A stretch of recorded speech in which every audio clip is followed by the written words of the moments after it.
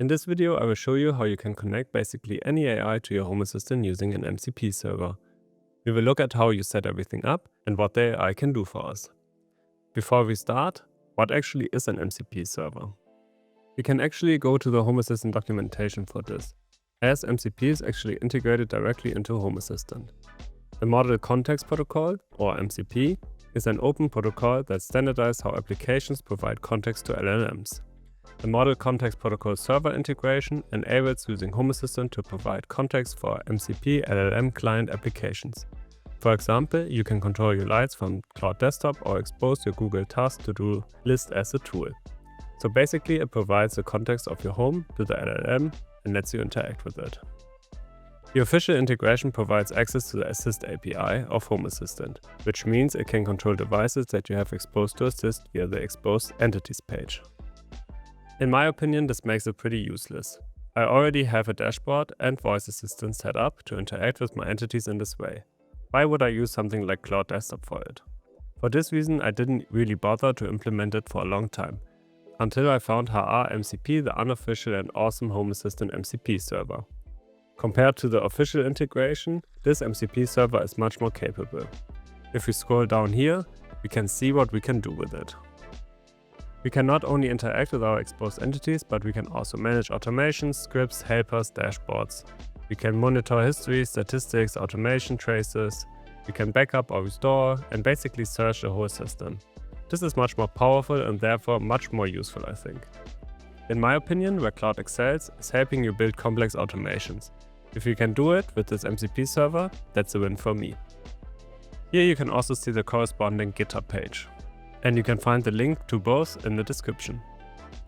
Let's install the MCP server and try it out. They actually have really good instructions on the website. Let's get started. We will install the MCP server on macOS and we will be using Claude Desktop. But if you're using a different system, don't worry, they have instructions for a lot of different scenarios down here. The first step is to create a Claude account if you don't have one yet. And this actually works with the free version as well. The second step is to run the install command in the terminal. You can do this as it's the easiest method. However, I will be doing the manual installation so you can see all the different steps. First we have to install UV. Copy this command in your terminal and press enter. If you don't have Homebrew installed, you can install it either from the website, it's very useful if you are installing things in the terminal, or you can copy the alternative command from the website. As you can see, mine needed to update quite a lot of things because I haven't used it in a while. The next step is to configure Claude Desktop. For that, we are opening Claude Desktop and go to the Settings, Developer and Edit Configuration. But first, I will copy this configuration.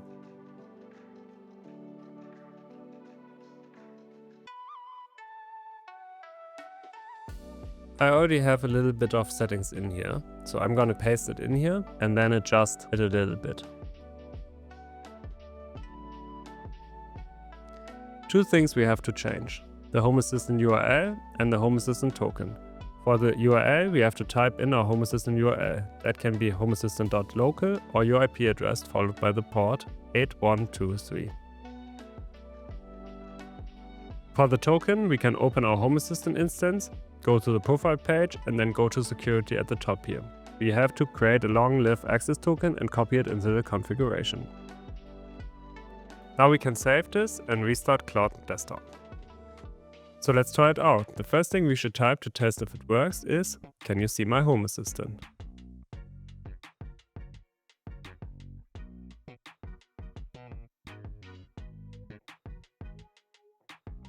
Okay, I'm getting an error here, but I think it's just because I didn't allow the access yet. So I actually got a pop-up and clicked allow. So let's try again.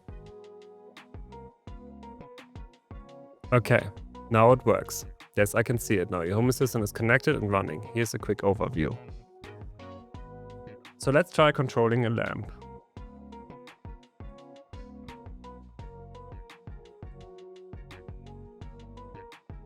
You can't see it, but it actually worked. Let's turn it back on. Okay, but I already said in the beginning that I don't find this very useful. Let's see what else we can do with it. Let's create a typical automation. Set up the automation security system. When someone enters the home zone, the alarm control panel should be set to armed home. When nobody is in the zone, it should be set to armed away. Let's see what it can do.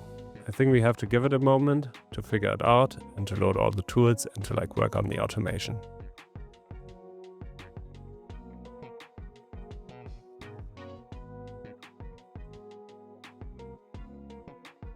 Okay, the automation security system has been created. Here's how it works. Let's actually check that out in our Home Assistant. So if we go back here and we go to settings, we go to automations, and then let's look for security system. There's a new automation here. And then actually it has all the right entities. If one of us is coming home, it changes the security system to home, or it changes the security system to away. It didn't 100% do what I asked it, because I kind of wanted it to use the zone home, but I think the automation still would probably work for this scenario. The only thing that we would have to add is the code for the security system here, as apparently the LLM or the MCP doesn't provide this context.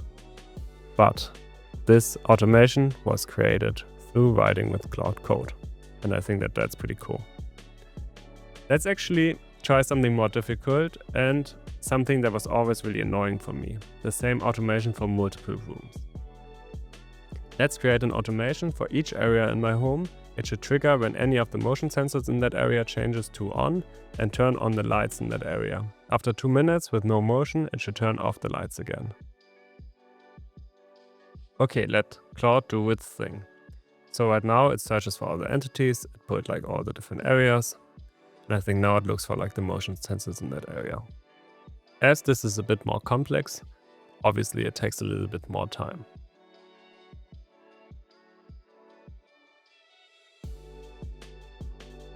Okay, so now it creates 4 automations parallel because living room, bedroom, toilet and guest room have no motion sensors. This is actually true for the toilet and the guest room, because the guest room doesn't exist anymore. But the bedroom and the living room actually do have motion sensors, but I think they're occupancy sensors, so that's probably why Claude is not detecting them. Okay, all 4 automations are live. Let's look at Home Assistant and confirm. There we can see 4 new automations. If we go in here, then bathroom sensor goes to detected. That's really good. Perform light turn on bathroom. That's also really good. Wait for trigger. When bathroom motion sensor changes to clear for 2 minutes, and then turn off the bathroom lights again. So that's actually perfect, and it created it for the 4 rooms. And then I think the only problem was that some of my motion sensors weren't labeled as motion sensors. So this is actually working really, really well, and I think that this is a really good scenario for when using the MCP, and the Claude LLM is really, really helpful, because this would have been a lot of work to set up manually for each room. And you can do this with even more complex automations, Before we wrap up the video, I need to test one thing. Can Claude create a custom dashboard for us? Let's try it. Create a new dashboard called Claude. It should be mobile first and have a homepage that shows an overview for each room. When clicking the room card, it should open a bubble card pop-up that has all the lights of that room inside and any relevant sensors. I know this is quite advanced, but let's see what Claude can do. I'm sure this will take a little bit longer. So let me fast forward and skip to when we can look at the results.